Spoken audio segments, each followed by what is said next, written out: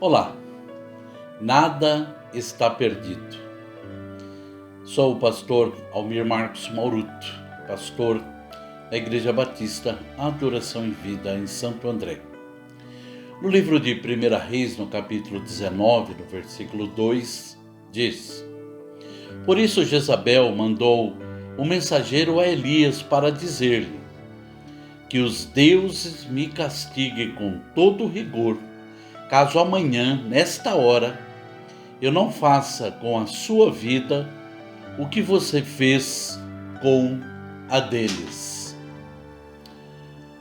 Elias havia sido ameaçado por essa mulher chamada Jezabel, que era esposa do rei Acabe. Uma mulher terrível, uma mulher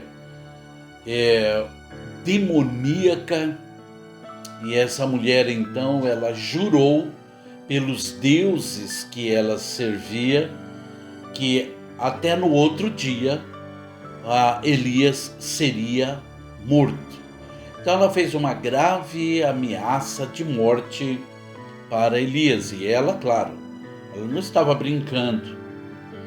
Elias ficou sabendo disso e ele fugiu para o deserto.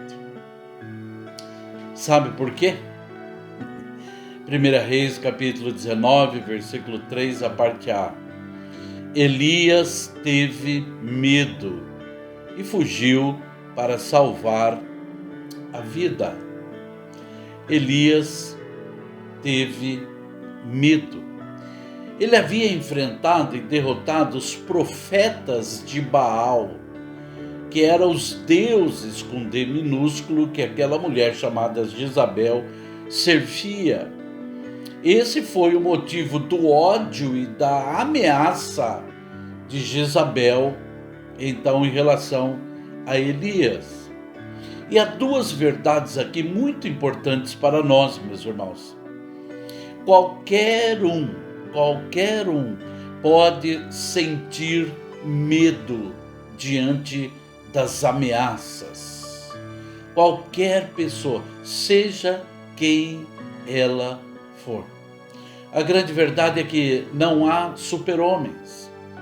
Elias foi usado por Deus tremendamente, pediu para que caísse fogo do céu, e o fogo caiu do céu. Então foi um homem muito usado por Deus, mas ele teve medo, e por isso que ele fugiu.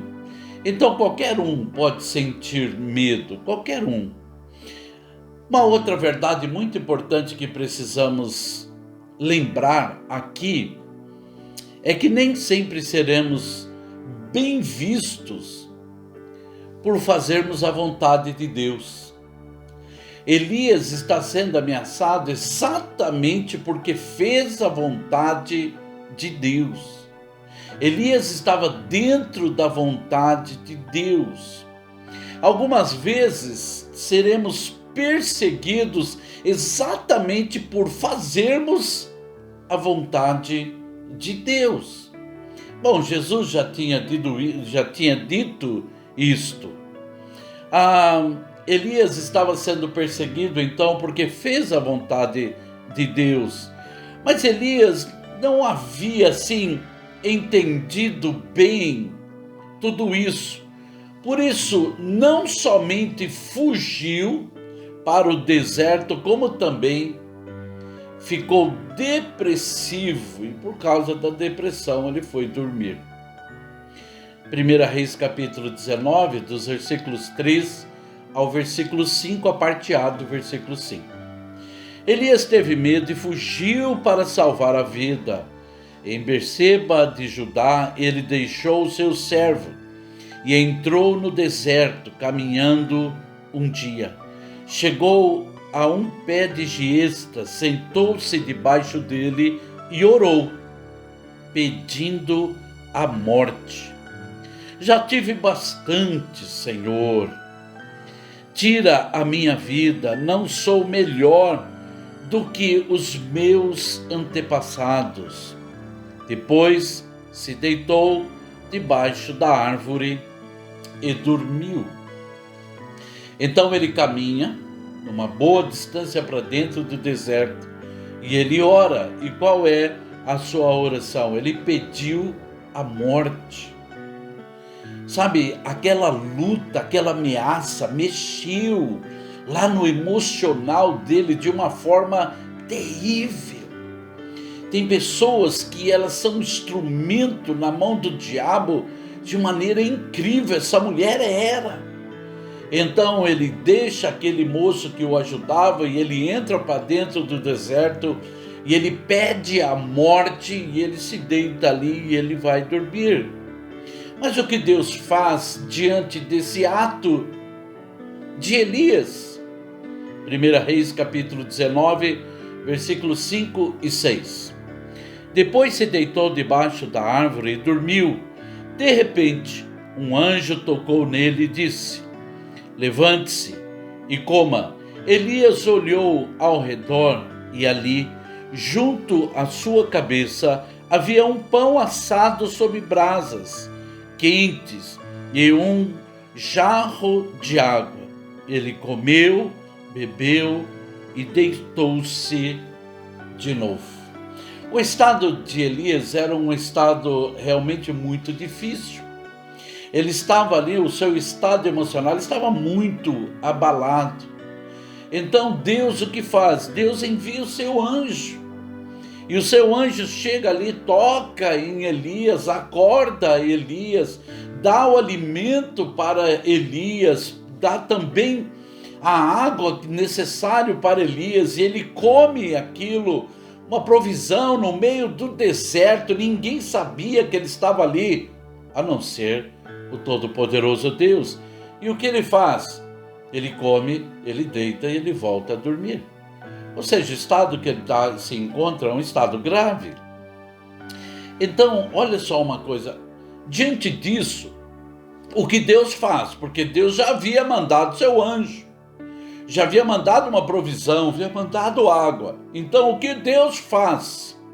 1 Reis, capítulo 19, versículos 7 e 8 diz: o anjo do Senhor voltou, tocou nele e disse: levante-se e coma, pois a sua viagem será muito longa.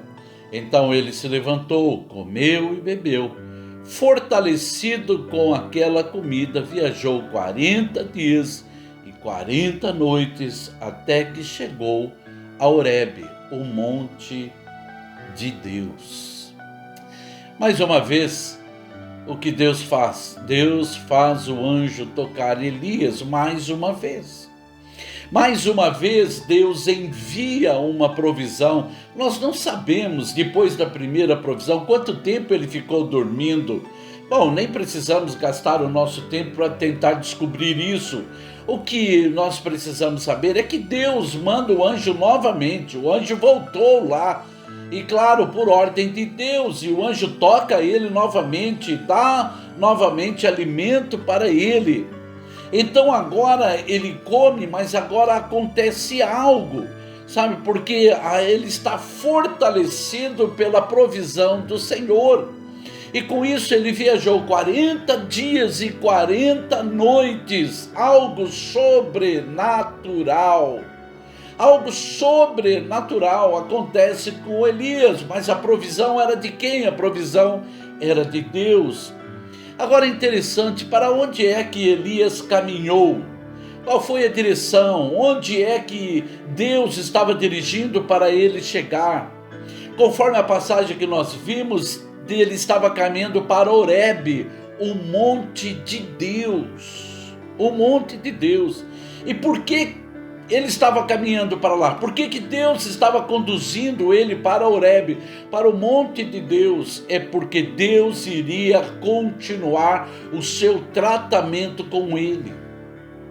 Sabe, Deus está tratando de uma pessoa que está ali abalada emocionalmente, que tem os seus traumas. Meu irmão e minha irmã, não existem super-homens nessa terra, ou super mulheres. Essa é a grande verdade. Sabe, o que nós aprendemos com essa passagem? É que qualquer um de nós pode na verdade, ter medo diante dos perigos e das ameaças que se levantam contra nós. Sabe, tudo estava bem, ele teve uma grande vitória sobre os profetas de Baal, mas depois aquela mulher faz aquela ameaça de morte e ele teve medo. E a verdade para nós, o que se aplica para nós, e o que aprendemos dessa passagem é que qualquer um pode ter medo diante dos perigos e das ameaças que se levantam contra nós. Sabe, a segunda verdade aqui desse texto, a segunda coisa que nós aprendemos aqui nessa passagem é que Deus é socorro bem presente no dia da angústia. O Salmo 46 já fala sobre isso. Mas Deus é socorro bem presente no dia da angústia. Era o dia ou os dias de angústia daquele homem.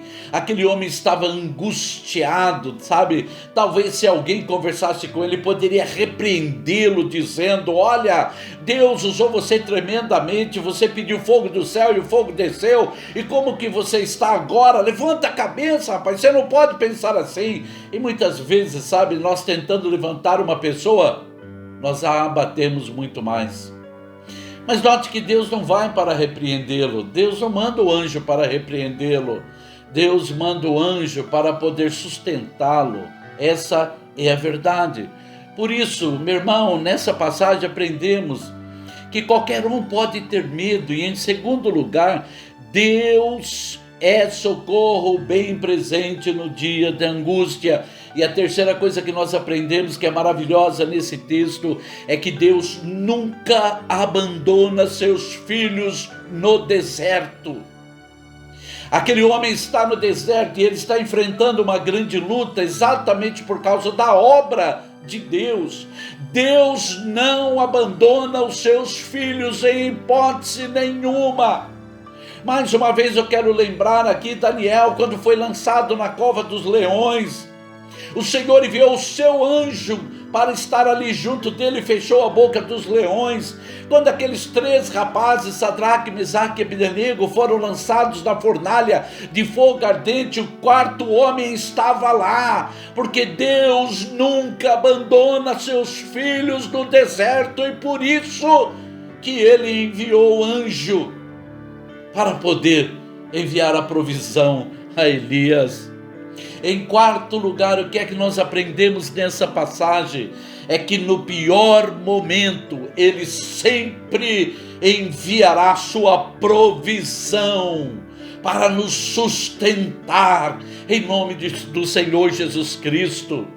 Aquele homem poderia ter morrido no deserto, poderia ter morrido de sede, sabe, de insolação naquele deserto, mas o Senhor não permitiu. O Senhor enviou o seu anjo para que desse para ele a provisão necessária, para que ele mantesse o seu físico, para que ele tivesse a água para refrescar que é necessária. Deus estava pensando nele, cuidando não somente do seu emocional, mas do seu físico também.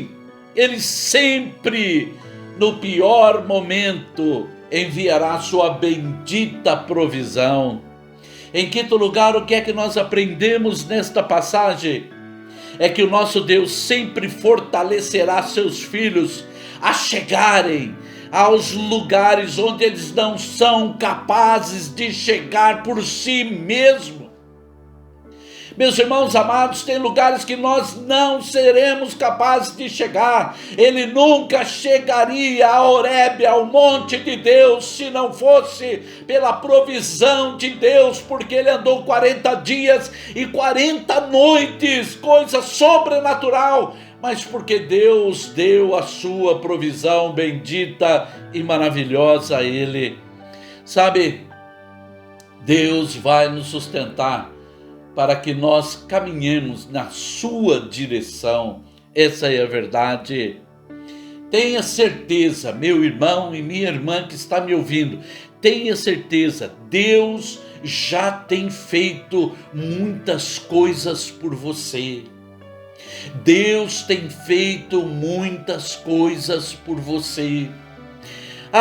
Talvez, sabe, muitos não conseguem ver aquilo que Deus está fazendo. Sabe por quê? Porque as tristezas diante das lutas e dos desafios e das ameaças trazem tanta tristeza que não consegue ver aquilo que Deus está fazendo. É como se estivéssemos dormindo, sabe? A primeira vez que o anjo foi lá, encontrou ele dormindo. A segunda vez que foi lá, encontrou ele dormindo.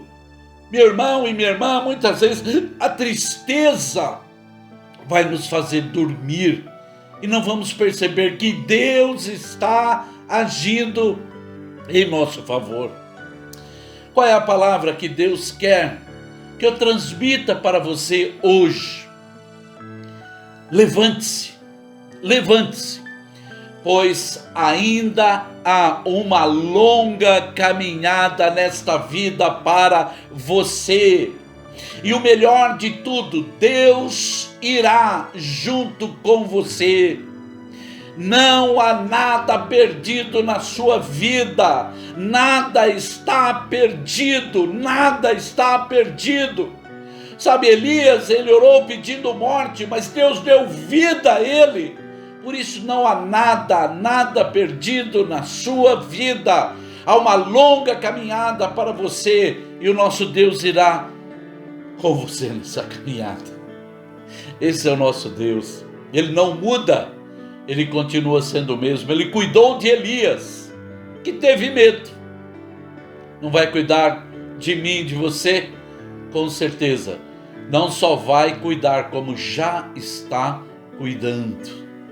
Abra os olhos e perceba aquilo que Deus está fazendo por você. Amém? Vamos orar. Pai querido e maravilhoso Deus, assim como o Senhor, Pai querido, ajudou Elias, pedimos que o Senhor nos ajude, Senhor Deus amado. Em nome de Jesus, nos ajude a firmar os nossos passos. Deus amado, nos ajude nesta caminhada, Senhor Deus. Muitas vezes estamos, Senhor Deus amado, como Elias.